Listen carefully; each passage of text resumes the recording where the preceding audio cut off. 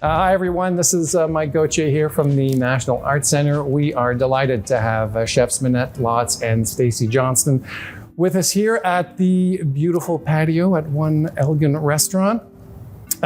Chefs, welcome. Thanks. Thank you. I guess I'll start small and I'll ask Minette to just introduce yourself.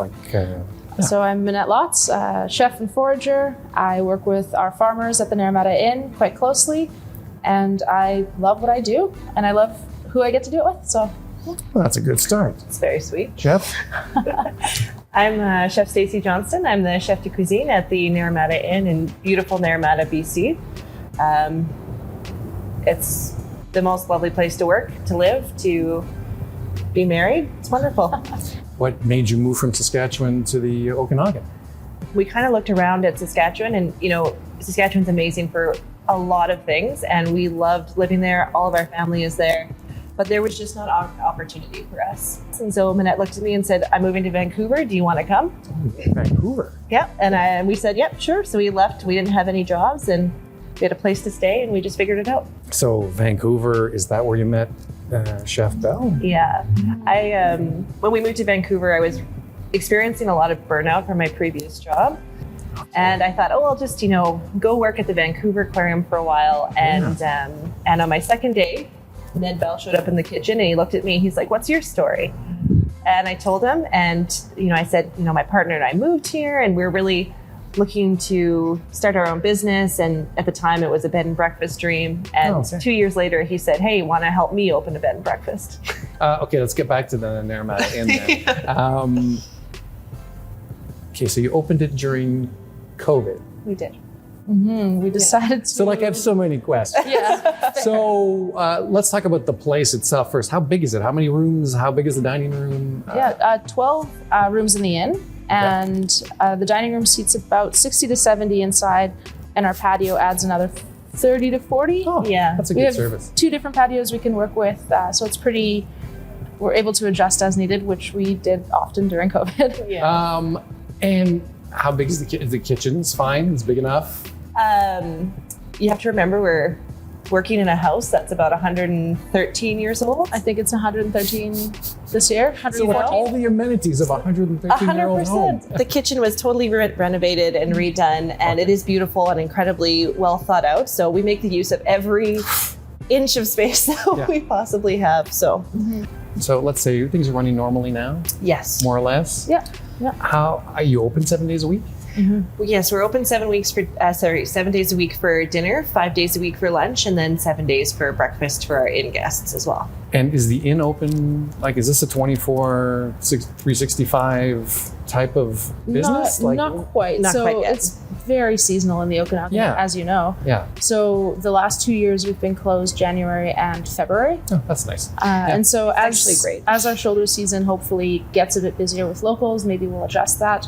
But it's nice to give our leadership team a solid break. And I think even our staff appreciate it as well, because we are so busy during the rest of the year to have that expected time away. We have cooks going for stages, and it gives people a little bit of freedom for those few months. What is your philosophy for changing your menus? Yeah, it's funny. We sit down in March when we come back and we set out this menu guideline, and we are going to change every 6 weeks, and then the weather changes to it. But you know what? That is like the thing that excites me the most, and the thing that I love the most about my job is doing local, doing in the season that it actually is. And yeah, of course, it's a logistical nightmare sometimes, but it's so important to us to have that local piece and to write our menus very vaguely, Right. so that you can plug in when the micro season for blackberries happens for 2.5 weeks, and then mulberries, and so on and so forth. Weren't there forest fires on your side of the lake? I would say last year a lot more than this year. This year, actually, BC forest fires have been, in perspective, down In our area.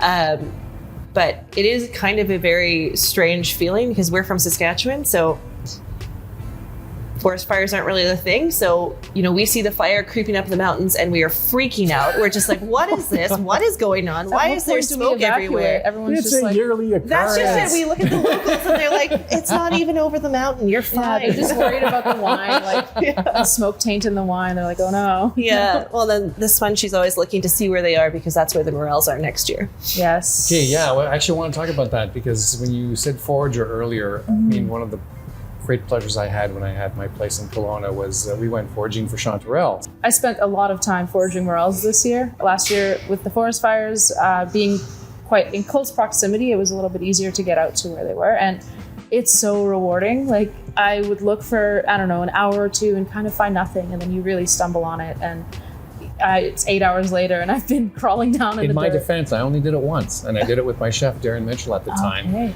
What I love to do is connect with our farmers, figure out our seasonality, forage ingredients. Those are all the things I love about my job. And as much as I love to cook, and I do, there are so many of us that are very capable at that at the inn. And my unique point of view is being incredibly curious about everything growing around us. And so my day-to-day now is actually outside of the kitchen. Okay. When needed, I help with prep. But Stacy runs our kitchen team. Stacy makes our menus.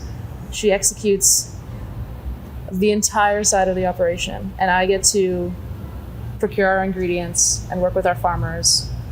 I want to talk about the food. So the menu you came up with for the season here at One Elgin, and also what you're doing for the weekend. So what we usually do is we sit down and we talk about what's in season, and that's the first thing, is what's in season, because what's in season is going to taste the best. And then we go from there, and what's going to pair with that. And often, what grows together goes together. So you had to look into what was in season here then, I assume. We did. Oh, All yes. right. Yeah. Usually we've come to know the seasons in Naramata, Yeah. in the Okanagan quite well. But when we were approached to do the menu for here, we thought our thing is BC seasonal.